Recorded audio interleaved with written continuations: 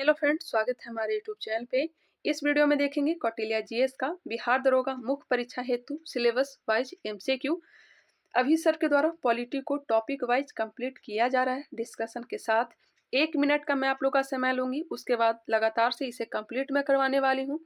अगर आप लोग चाहें तो सर का क्लास परचेस कर सकते हैं, सर का डिस्कशन आप लोग देख सकते हैं। हालांकि मैं भी आप लोग को डिस्कशन के साथ ही इसे कंप्लीट करवाने वाली हूँ। अगर आप लोग को मेरा पढ़ाने का तरीका पसंद आता है तो इस वीडियो को देखिएगा और लास्ट में कमेंट करके बताइएगा यह क्लास आप लोग को कैसा लगा। चलिए इसे स्टार्ट करते हैं। मैं प्रदीप सर तो हूँ नहीं, लेकिन उनके तरह ही डिस्कशन करवाने का जरूर मैं प्रयास करूंगी। पहले आप लोग टॉपिक को देख लीजिए क्या क्या टॉपिक रहने वाला है। भारत का संवैधानिक इतिहास, उसके बाद दिया गया संविधान निर्माण की प्रक्रिया, सभी एमसीक्यू फॉर्म में दिए गए हैं और डिस्कशन के द्वारा ही इसे कंप्लीट करवाया जा रहा है। आज इस वीडियो हम लोग देखेंगे क्या, भारत का संवैधानिक इतिहास। इसमें टोटल प्रश्न 17 दिए गए हैं जिसे हम लोग डिस्कशन के साथ कंप्लीट करेंगे। तो चलिए आज का प्रश्न स्टार्ट करते हैं। फर्स्ट नंबर क्वेश्चन है, भीमराव अंबेडकर और महात्मा गांधी के मध्य सन 1932 में हस्ताक्षरित पुनः समझौता में प्रावधान थे। भीमराव अंबेडकर और महात्मा गांधी के मध्य सन 1932 में हस्ताक्षरित पुनः समझौता में प्रावधान थे। क्या क्या प्रावधान थे बताइएगा, इसका राइट आंसर क्या हो जाएगा। जितना ही रिवीजन करेंगे उतना ही एग्जाम के लिए फायदेमंद रहने वाला है। यहाँ पे बात हो रही है पूना समझौता की, थोड़ा डिस्कशन यहाँ पे कर लेते हैं। पूना समझौता हुआ कब था, आखिर पूना समझौता करने की नौबत क्यों आई। तो सबसे पहले पूना समझौता कब हुआ था। पूना समझौता जो हुआ था यह हुआ था 24 सितंबर 1932 को। 24 सितंबर 1932 को कहाँ हुआ था, यरवदा जेल में। यरवदा जेल में किसके बीच हुआ था, भीमराव अंबेडकर और महात्मा गांधी के बीच। यरवदा जेल कहाँ है, यह पुणे में है। पुणे में है। इससे पहले ये भी ध्यान रखिएगा आखिर पुनः पैक्ट करने की जरूरत क्यों आई। तो सबसे पहले 1931 में क्या हुआ था, द्वितीय गोलमेज सम्मेलन हुआ था जिसमें कांग्रेस की ओर से महात्मा गांधी भाग लिए थे। इसी गोलमेज सम्मेलन में रैमजे मैकडोनाल्ड के द्वारा सांप्रदायिक पंचायत की घोषणा की गई थी। बिल्कुल आराम से चलेंगे। सांप्रदायिक पंचायत की घोषणा किसके द्वारा किया गया था, ब्रिटिश पीएम रैमजे मैकडोनाल्ड के द्वारा। कब किया गया था, डेट याद रखिएगा, 16 अगस्त 1932 को। 16 अगस्त 1932 को रैमजे मैकडोनाल्ड के द्वारा सांप्रदायिक पंचायत की घोषणा की गई थी। इस कारण से ही 20 सितंबर 1932 को वहां से नाराज होकर के चले आए थे महात्मा गांधी। उसके बाद 20 सितंबर 1932 को महात्मा गांधी नाराज हो गए, अनशन पे बैठ गए। इनके मनाने के लिए भीमराव अंबेडकर कब आए, 24 सितंबर 1932 को। 24 सितंबर 1932 को यरवदा जेल में। इसी को ही पूना पैक्ट के नाम से जाना जाता है। अब इन दोनों में मध्यस्थता किसने करवाई, बातचीत किसने करवाई, महात्मा गांधी और भीमराव अंबेडकर के बीच। नाम याद रखिएगा, मदन मोहन मालवीय, जिन्हें महामना के नाम से जाना जाता है। और एक नाम याद रखिएगा, तेज बहादुर सप्रू। तेज बहादुर सप्रू और मदन मोहन मालवीय ने इन दोनों के बीच मध्यस्थता करवाई थी। क्लियर हो गया होगा। चलिए अब यहाँ पर हुआ क्या, तो आरक्षित सीट 71 से बढ़ाकर कितना कर दिया गया, 148 कर दिया गया। अब चलिए क्वेश्चन पे आ जाते हैं, यहाँ पे ध्यान दीजिएगा। क्वेश्चन क्या पूछा गया था, भीमराव अंबेडकर और महात्मा गांधी के मध्य सन 1932 में हस्ताक्षरित पूना समझौता में प्रावधान थे। ऑप्शन को आप लोग ध्यान से देख लीजिए। इसका जो राइट आंसर हो जाएगा ऑप्शन नंबर डी, निम्न वर्ग के लिए आरक्षण सहित संयुक्त निर्वाचन क्षेत्र का। निम्न वर्ग के लिए आरक्षण सहित संयुक्त निर्वाचन क्षेत्र का ऑप्शन नंबर डी बिल्कुल राइट आंसर है। नेक्स्ट है मुसलमानों के लिए पृथक निर्वाचन क्षेत्र, यह तो हो जाएगा 1909 जिसे मार्ले मिंटो सुधार कहा जाता है। निम्न वर्ग के लिए पृथक निर्वाचन क्षेत्र, निम्न वर्ग के लिए पृथक निर्वाचन क्षेत्र महिलाओं के लिए यह हो जाएगा 1935। भारत के लिए डोमिनियन स्थिति बनाए जाने का यह हो जाएगा नेहरू रिपोर्ट। नेहरू रिपोर्ट कब जारी किया गया था, 1928 में। किसके द्वारा, मोतीलाल नेहरू के द्वारा। कहाँ, कलकत्ता में। चलिए क्लियर हो गया। क्वेश्चन नंबर 2 देखिएगा। प्रश्न है, सूची 1 को सूची 2 के साथ सुमेलित कीजिए। यहाँ पे ध्यान दीजिएगा।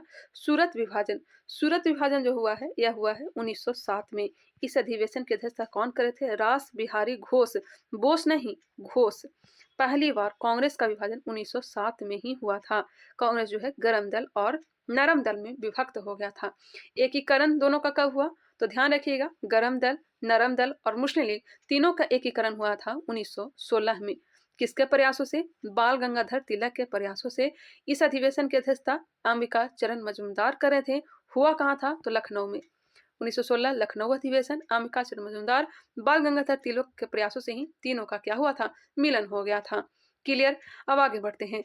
सांप्रदायिक अधिनिर्णय यह हो चुका है 1932। सर्वदलीय सम्मेलन, सर्वदलीय सम्मेलन 2 बार हुआ है। एक हुआ है 1905 में और एक हुआ है 1928 में। 1905 एक 1928 से। ऑप्शन के अकॉर्डिंग चलें तो यह हो जाएगा 1905। पूर्ण स्वराज का संकल्प जवाहरलाल नेहरू 1929। मिलाइए एक बार। सूरत विभाजन 1907, सांप्रदायिक अधिनिर्णय 1932। इसका जो राइट आंसर हो जाएगा 3, 2, 4, 1। 3, 2, 4, 1 जो कि ऑप्शन में नहीं दिया गया है। अब यहाँ पे ध्यान दीजिएगा, कांग्रेस का विभाजन कितने बार हो चुका है? 4 बार आजादी से पूर्व। पहली बार 1907 कांग्रेस का विभाजन सूरत अधिवेशन में हुआ था। दूसरा हुआ है 1918। तीसरा हुआ है 1923। कब? 1923। और चौथा हुआ है 1939 में। 1939 में। 1907 में नरम और गरम दल पता ही है। 1918 में सुरेंद्रनाथ बनर्जी कांग्रेस से अलग हो गए और उन्होंने इंडियन फेडरल एसोसिएशन का गठन किया। इंडियन फेडरल एसोसिएशन का गठन कब किया गया? 1918 में। किसके द्वारा? सुरेंद्रनाथ बनर्जी के द्वारा। वही 1923 में CR दास और मोतीलाल नेहरू ने स्वराज पार्टी की स्थापना की। कांग्रेस से अलग होकर के स्वराज पार्टी की स्थापना 1 जनवरी 1923 को मोतीलाल नेहरू और CR दास के द्वारा किया गया। CR दास इसके अध्यक्ष बनाए गए और मोतीलाल नेहरू इसके महासचिव बनाए गए। वही 1939 में सुभाष चंद्र बोस कांग्रेस से अलग होकर फॉरवर्ड ब्लॉक की स्थापना की। क्लियर। अब वहां पे बात हो रही थी सर्वदलीय सम्मेलन की। देखिए, पहली बार सर्वदलीय सम्मेलन 7 अगस्त 1905 को हुआ था। 7 अगस्त 1905, जिसे हम लोग बंग भंग आंदोलन के नाम से भी जाना जाता है। बंग भंग आंदोलन के नाम से जानते हैं। कब हुआ था? 7 अगस्त 1905 को। कहाँ हुआ था? कोलकाता में। किसके अध्यक्षता में? तो SN बनर्जी के अध्यक्षता में, जो कि कांग्रेस के दूसरे महासचिव भी थे। अब यहाँ पे 1905 की बात आ गई है तो 1905 को हम लोग कंप्लीट कर लेते हैं। 6 जुलाई 1905 को क्या हुआ था? 6 जुलाई 1905 को बंगाल विभाजन की घोषणा का प्रकाशन किया गया था। 6 जुलाई 1905 को क्या हुआ था? तो यह हुआ था बंगाल विभाजन की घोषणा का प्रकाशन। उसके बाद डेट याद रखिएगा, 19 जुलाई 1905। 19 जुलाई 1905 इस दिन बंगाल विभाजन की घोषणा कर दी गई। उसके बाद 7 अगस्त 1905 को सर्वदलीय सम्मेलन या फिर स्वदेशी आंदोलन प्रारंभ किया गया। 7 अगस्त 1905 को स्वदेशी आंदोलन प्रारंभ किया गया। कहाँ से? कलकत्ता के टाउन हॉल से। उसके बाद 16 अक्टूबर, इसके बाद भी 16 अक्टूबर 1905 को बंगाल विभाजन को लागू कर दिया गया। फिर क्या हुआ? 27 दिसंबर 1911, अपडेट याद रखिएगा, 27 दिसंबर 1911 को बंगाल विभाजन को रद्द कर दिया गया। किसके समय? लॉर्ड हार्डिंग द्वितीय के समय। क्लियर। अब आगे चलते हैं, क्वेश्चन नंबर आगे देखते हैं। क्वेश्चन नंबर 3 यह निकल गया। चलिए नेक्स्ट क्वेश्चन है, निम्नलिखित में से किस अधिनियम द्वारा भारत के गवर्नर जनरल को अध्यादेश जारी करने की शक्ति प्रदान की गई? अध्यादेश जारी करने की शक्ति प्रदान की गई, बताइएगा इसका राइट आंसर क्या हो जाएगा? अध्यादेश 1861, भारतीय परिषद अधिनियम 1861 के तहत अध्यादेश जारी करने की शक्ति प्रदान की गई। वही राष्ट्रपति को अध्यादेश जो जारी करता है अनुच्छेद 123 के तहत, राज्यपाल अध्यादेश अनुच्छेद 213 के तहत जारी करता है। अब 1861 में क्या क्या हुआ था? 1861 के अधिनियम के तहत ही 1862 में कलकत्ता, मद्रास और बम्बई हाई कोर्ट की स्थापना की गई थी। कलकत्ता, बम्बई और मद्रास हाई कोर्ट की स्थापना की गई थी। पोर्टफोलियो प्रणाली, जिसकी स्थापना 1859 में किया गया था लॉर्ड कैनिंग के समय, 1861 में इसे मान्यता दे दिया गया। पोर्टफोलियो प्रणाली या फिर विभागीय प्रणाली को मान्यता दिया गया था। क्लियर। नेक्स्ट है चार्टर एक्ट। इसका जो राइट आंसर हो गया ऑप्शन नंबर बी, आंसर निकल गया है। ऑप्शन नंबर बी बिल्कुल राइट आंसर है। चार्टर एक्ट 1833 के बारे में भी जानते होंगे। इस चार्टर एक्ट के तहत ईस्ट इंडिया कंपनी के व्यापारिक एकाधिकार को पूर्ण रूप से समाप्त कर दिया गया। पूर्ण रूप से समाप्त कब किया गया? चार्टर एक्ट 1833 के द्वारा। वही अगर क्वेश्चन पूछा जाए कि आंशिक रूप से व्यापारिक एकाधिकार को कब समाप्त किया गया था, तो 1813 के अधिनियम के तहत। 1813 के अधिनियम के तहत। और पूर्ण रूप से अगर पूछा जाए तो चार्टर एक्ट 1833 के तहत। 1833 के तहत और क्या किया गया था बताइएगा। 1833 के तहत क्या किया गया था? तो प्रथम विधि आयोग की स्थापना की गई थी। और प्रथम विधि आयोग कौन बने थे? लॉर्ड मैकाले बने थे। 1833 के अधिनियम के तहत ही योग्यता के अनुसार जॉब देना प्रारंभ किया गया था। वही सिविल सेवा का जो परीक्षा लेना प्रारंभ हुआ था 1853 के अधिनियम के तहत। क्लियर। अब है 1909। 1909 के तहत क्या हुआ था? मार्ले मिंटो सुधार, सांप्रदायिक निर्वाचन प्रणाली सभी को पता है। और भारतीय परिषद अधिनियम 1892 के द्वारा बजट पर बहस करने का अधिकार दिया गया, लेकिन पूरक प्रश्न पूछने का अधिकार नहीं दिया गया। बजट पर पूरक प्रश्न पूछने का जो अधिकार दिया गया था 1909 के अधिनियम के तहत। 1909 के अधिनियम के तहत। चलिए नेक्स्ट क्वेश्चन है, इसका जो राइट आंसर निकल गया ऑप्शन नंबर बी। सूची 1 को सूची 2 के साथ सुमेलित कीजिए तथा सूचियों के नीचे दिए कोड से सही उत्तर का चयन कीजिए। ये क्वेश्चन तो कई बार आ चुका है, बताइएगा इसका राइट आंसर क्या होगा। अगस्त घोषणा, यहाँ पे बात हो रही है अगस्त घोषणा की। अगस्त घोषणा जो हुआ है यह हुआ है 20 अगस्त 1917 को। बिल्कुल राइट आंसर है, 20 अगस्त 1917 को हुआ है अगस्त घोषणा। किसके समय? Montagu, lord Montagu. उसके बाद है अगस्त प्रस्ताव। अगस्त प्रस्ताव 8 अगस्त 1940 लॉर्ड लिनलिथगो द्वारा। अगस्त संकल्प 8 अगस्त 1942 8 अगस्त 1942 किसके द्वारा? महात्मा गांधी के द्वारा।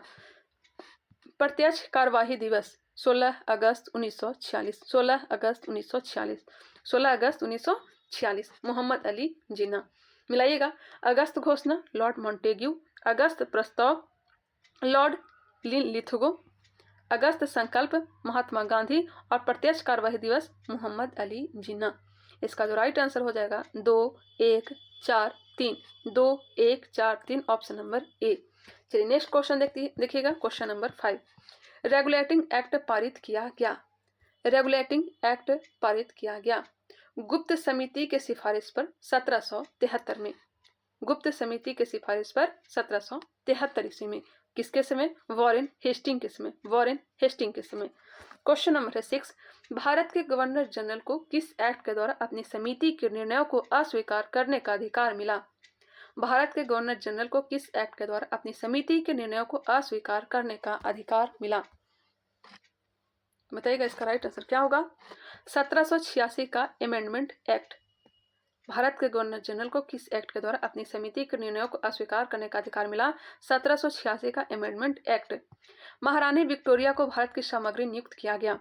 महारानी विक्टोरिया को भारत की सामग्री नियुक्त किया गया 1858 में। 1858 में इसी अधिवेशन के द्वारा भारत के गवर्नर जनरल के पद को समाप्त करके वायसराय का पद लाया गया। और प्रथम वायसराय कौन बना था? Lord Canning. लॉर्ड कैनिंग 1 नवंबर 1858 को इलाहाबाद में लॉर्ड कैनिंग ने महारानी विक्टोरिया का घोषणा पत्र पढ़ा था। इलाहाबाद को एक दिन के लिए आपातकालीन राजधानी कब बनाई गई थी? 1 नवंबर 1858 को।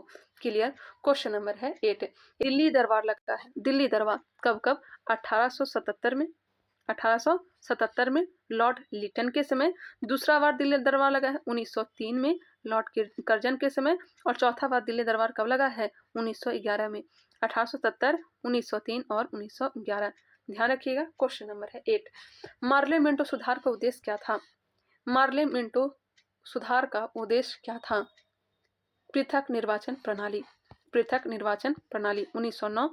नेक्स्ट है मुसलमानों के लिए अतिरिक्त निर्वाचक मंडल प्रारंभ में किसके द्वारा लाया गया था? मुसलमानों के लिए अतिरिक्त निर्वाचक मंडल प्रारंभ में किसके द्वारा लाया गया था? बताइएगा इसका राइट आंसर क्या हो जाएगा। वही होगा मार्ले मिंटो सुधार 1909। मार्ले मिंटो सुधार 1909। क्रिप्स मिशन भारत कब आया था? तो 23 मार्च 1942। 23 मार्च 1942 जिसको महात्मा गांधी ने पोस्ट डेटेड चेक कहा था। और जवाहरलाल नेहरू ने क्या कहा था? दिवालिया होने वाला बैंक कहा था। चलिए नेक्स्ट क्वेश्चन है 1946 का कैबिनेट मिशन 3 मंत्रियों में गठित था। निम्नलिखित में से कौन इसका सदस्य नहीं था? 1946 में कैबिनेट मिशन 3 मंत्रियों में गठित था। इनमें से कौन इसके सदस्य नहीं थे? 24 मार्च 1946 को कैबिनेट मिशन भारत आया था। लॉर्ड पैथिक लॉरेंस, एवी अलेक्जेंडर, सर स्ट्रैफर्ड क्रिप्स यह सब इसके सदस्य थे, जबकि लॉर्ड एमरी इसका सदस्य नहीं थे। आंसर हो जाएगा डी। लॉर्ड पैथिक लॉरेंस क्या थे? यह थे अध्यक्ष। एवी अलेक्जेंडर नौसेना प्रधान थे। सर स्टेफोर्ड क्रिप्स जो थे यह क्या थे, तो व्यापारिक बोर्ड के प्रधान थे। अध्यक्ष कौन थे, तो लॉर्ड पैंथिक लॉरेंस ही थे। क्वेश्चन है कैबिनेट मिशन योजना के विषय में कौन सही नहीं है। कैबिनेट मिशन योजना के विषय में कौन सा सही नहीं दिया गया है। प्रांतीय सामूहिकरण, भारतीय सदस्यों वाला अंतरिम मंत्रिमंडल, पाकिस्तान की स्वीकृति, या गलत दिया गया है। ऑप्शन हो जाएगा सी, पाकिस्तान की स्वीकृति। संविधान निर्माण का अधिकार, हाँ देखिए कैबिनेट मिशन के द्वारा ही संविधान निर्माण का अधिकार दिया गया था। संविधान सभा का गठन कब किया गया था, संविधान सभा का गठन कब किया गया था, तो 6 दिसंबर 1946 को, 6 दिसंबर 1946 को किया गया था। प्रथम बैठक हुआ था 9 दिसंबर 1946 को। अस्थायी अध्यक्ष सच्चिदानंद सिन्हा चुने गए थे। दूसरा बैठक हुआ था 11 दिसंबर 1946, जिसमें अस्थायी अध्यक्ष के रूप में डॉक्टर राजेंद्र प्रसाद को चुन लिया गया था और उपाध्यक्ष के रूप में किसे चुना गया था, हरेंद्र कुमार मुखर्जी को, जिसे HC मुखर्जी के नाम से जानते हैं, हरेंद्र कुमार मुखर्जी को चुना गया था। उसके बाद 11 दिसंबर के बाद याद रखिएगा 13 दिसंबर को जवाहरलाल नेहरू ने उद्देश्य प्रस्ताव को पेश किया था। निर्माण किसके द्वारा किया गया था, मोतीलाल नेहरू के द्वारा निर्माण किया गया था। उद्देश्य प्रस्ताव को स्वीकार कब कर लिया गया, तो 22 जनवरी 1947 को, 22 जनवरी 1947 को। उसके बाद 22 जुलाई का भी डेट याद रखिएगा, 22 जुलाई 1947 को तिरंगा झंडा को क्या किया गया, एक्सेप्ट कर लिया गया। उसके बाद 15 अगस्त 1947 को भारत की आज़ादी मिल गई। उसके बाद 29 अगस्त 1947 का डेट आता है और 29 अगस्त 1947 को ड्राफ्टिंग कमेटी प्रारूप समिति का गठन किया जाता है, जिसके अध्यक्ष डॉक्टर भीमराव अंबेडकर को बनाया जाता है, जिसमें टोटल 7 सदस्य होते हैं। उसके बाद डेट याद रखिएगा 14 सितंबर 1949, इसमें हिंदी को स्वीकारा गया, हिंदी को राष्ट्रभाषा का दर्जा दिया गया 14 सितंबर 1949 को। इस कारण से ही 14 सितंबर को क्या मनाया जाता है, हिंदी दिवस मनाया जाता है। डेट आता है 26 नवंबर 1949, 26 नवंबर 1949 और 26 नवंबर को संविधान दिवस मनाया जाता है, क्योंकि इसी दिन संविधान को अधिनियमित, अंगीकृत, आत्मसमर्पित किया गया था। कहें तो कुछ रूप में जारी किया गया था। पूर्ण रूप से जारी कब किया गया था, तो 26 जनवरी 1950 को, जिसे हम लोग गणतंत्र दिवस के रूप में मनाते हैं। वही क्वेश्चन पूछा जाए, संविधान सभा का अंतिम बैठक कब हुआ था, तो 24 जनवरी 1950, अंतिम बैठक 24 जनवरी 1950। उसके बाद 28 जनवरी 1950 का भी डेट याद रखिएगा, 28 जनवरी 1950 को सुप्रीम कोर्ट की स्थापना की गई थी और 22 मार्च 1957 को शक सम्मत को जारी किया गया था, हमें शक सम्मत को एक्सेप्ट किया गया था। क्लियर हो गए होंगे। चलिए आगे बढ़ते हैं। ये भी ध्यान रखिएगा संविधान निर्माण में टोटल कितना समय लगा था, तो 2 वर्ष 11 महीना 18 दिन, 2 वर्ष 11 महीना 18 दिन। क्लियर। नेक्स्ट क्वेश्चन देखिएगा, टोटल समिति कितना बनाई गई थी, तो 22 समिति बनाई गई थी, जिसमें 8 प्रमुख समितियां थी। संविधान सभा को संबोधित करने वाले प्रथम व्यक्ति कौन थे, ये आप लोग बताएंगे। संविधान सभा को संबोधित करने वाले प्रथम व्यक्ति कौन थे, तो यह थे JB कृपलानी। नेक्स्ट है, भारत का संविधान लागू होने तक स्वतंत्रता के पश्चात इसका शासन किसके अंतर्गत चलाया गया। भारत का संविधान लागू होने तक स्वतंत्रता के पश्चात इसका शासन किसके अंतर्गत चलाया गया, तो सभी को पता होगा। ऑप्शन को पहले आप लोग देख लीजिए। आंसर हो जाएगा सी, 1935 के भारत सरकार अधिनियम के अनुसार। नेक्स्ट है, कौन सुमेलित नहीं है।